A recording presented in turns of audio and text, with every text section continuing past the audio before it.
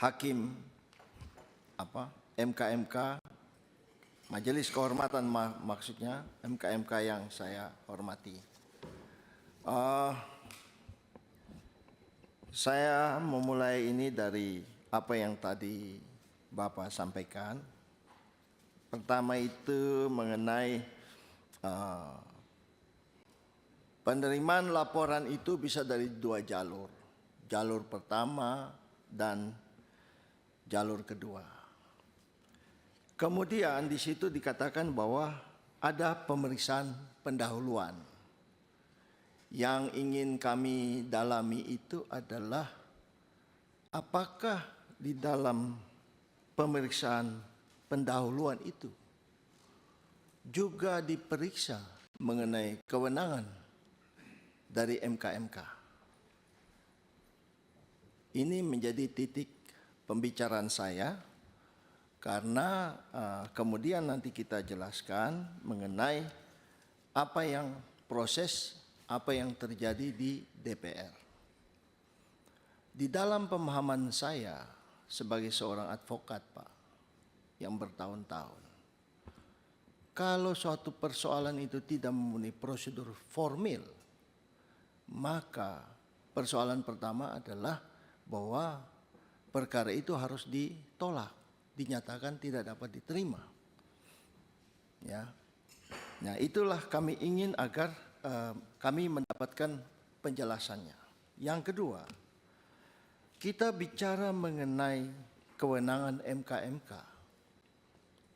Di dalam pemahaman kami bahwa MK-MK itu memeriksa mengenai etika dan keluhuran dari seorang hakim. Post factum, artinya bahwa MK-MK hakim itu sudah bersidang, sudah dilantik, dan sebagainya, kemudian baru diperiksa kalau terjadi pelanggarannya.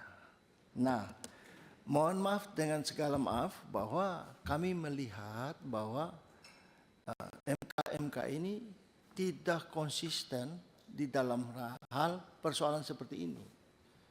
Contoh kasus Ketua Mahkamah Konstitusi yang dilaporkan, tapi kemudian itu didismiss karena menyangkut masalah syarat formil.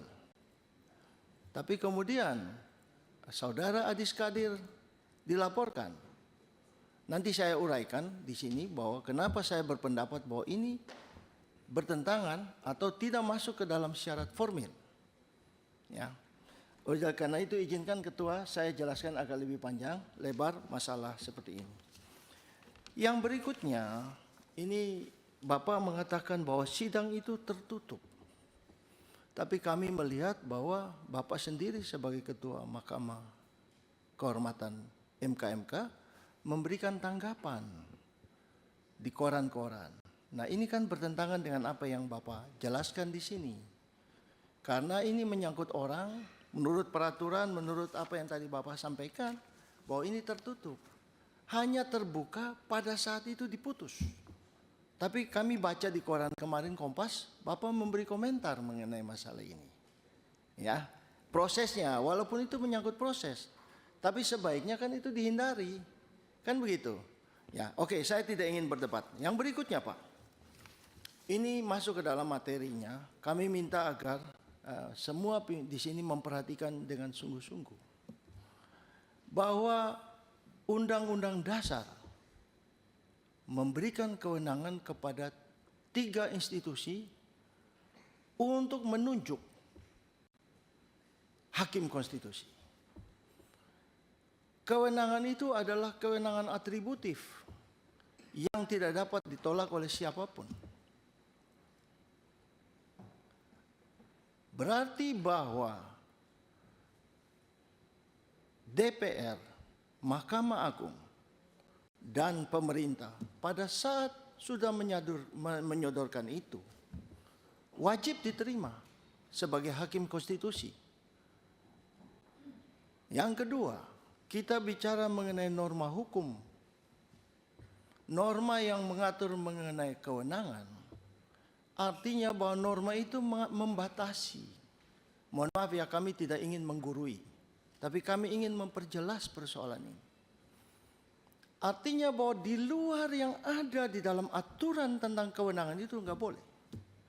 Pertanyaan kami, apakah Mahkamah Kehormatan Mahkamah Konstitusi mempunyai kewenangan untuk menilai segala kebijakan yang diambil oleh DPR? Ini berkaitan dengan tadi saya sampaikan mengenai syarat formil di awal, bahwa keharusan dari Mahkamah MK ini untuk memeriksa ini termasuk di dalam syarat formil tadi yang berkaitan dengan kewenangan. Oleh karena itu kami juga melihat bahwa kalau itu terjadi, semua ini terjadi, seluruh hakim konstitusi itu tidak memenuhi syarat. Ya, kalau di dalam hukum pidana itu kan ada yang namanya teori conditio sine qua non dari Von Bury itu.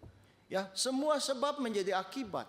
Saya lihat di sini peraturan Bapak, ini peraturan ini minimal dia 1 tahun, dia sudah tidak lagi bukan anggota partai politik, minimum 1 tahun terakhir. Ya kan? Kalau ini semua laporan tadi itu dimasukkan ke sini, tidak ada seorang pun yang memenuhi syarat menjadi anggota dari Mahkamah Konstitusi. Nah, oleh karena itu Pak, kami juga ingin agar oh itu menyangkut hakim MK. Mohon maaf, saya yang salah. Saya enggak apa-apa. Mohon maaf, saya yang salah. Jadi kembali ke Mahkamah Konstitusi tadi. Kita melihat bahwa apa yang sudah dikerjakan oleh DPR seperti yang tadi dijelaskan oleh ketua kita, bahwa semua prosedur itu sudah kami lalui karena mengingat terbatasnya waktu. Ya, pada tanggal 21 Saudara Innocentius, kami mendapatkan pemberitahuan dari Saudara Innocentius Samsul bahwa beliau mendapatkan tugas di tempat yang lain. Pada tanggal 26 kami melakukan fit and proper test kepada Saudara Adis Kadir karena tanggal 3 Februari, mohon maaf, Saudara Hakim Konstitusi Pak Arief Hidayat ya purna tugas. Nah, mengingat begitu dekatnya masalah ini. Nah, saya hubungkan dengan pelaporan itu, bahwa pelaporan itu tidak menyangkut mengenai etika hakim. Dilantik aja belum, bekerja saja belum, apalagi ini menyangkut dengan hal yang lain, yaitu mengenai keputusan presiden. Yang kami ingin tanyakan, apakah Mahkamah MK mempunyai kewenangan untuk menilai ya keputusan presiden.